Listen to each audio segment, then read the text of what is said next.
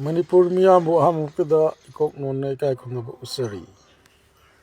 Hauzik Manipurda PR la hairiba asi PR masing khangra Manipurda lakhre.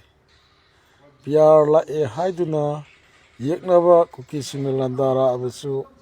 PR kiduna ekhoi lanthena roidabra. Isagi khun thadoktuna chelakadoribra PR la haiduna. PR thamningba thamsunu PR lakningba laksunu isagi ngangphai isana ngaksagani. Kuki terrorist singna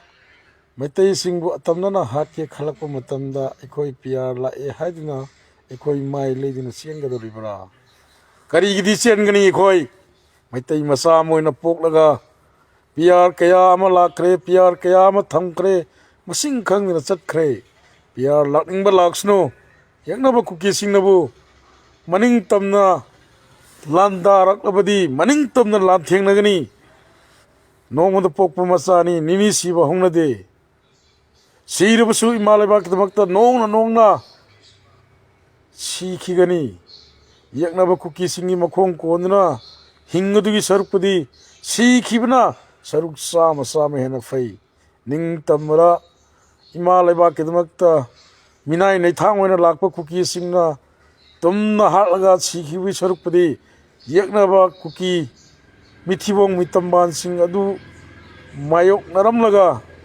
thawaina pontha thakhibda pamu leite PR thamabasu ama thamabasu ekhoi ning tamna kuki singu maithiba pikhini haibase ekhoi asset pa phirepni maram maduna ireisa khudimak maitai ama oina poklabadi karigi asuk yamna kiribano PR la PR thame si ngakta ngaire hojik mayamna viral chatle PR thame PR thamaga kuki singda pithokrasi haibra khoi ekhoi sikhriba loksin khriba ekhoi gi hantakta jirida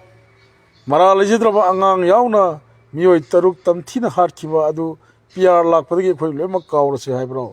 PR asibu karino PR asi ekhoi khatada atamnana thamro PR gi wahanthok munna khangbiyu president amana aranba asumba khangna thabak torakani PR kiribasing nasara kari lalurge imalaiba kidabakta lathenabda PR kibam thoibro munna khanbiyu PR lising thamsunu yaknaba kuki singdi maru phangna mudatkani masi ekhoi maitai phuruki asetpa phirepni minai neithang oina mathibong chaningai leitana mafi maron setni khangdana laklaga maitai pukpi imana yokhiba kuki bo khoina kigidro yai phare kanglai pakna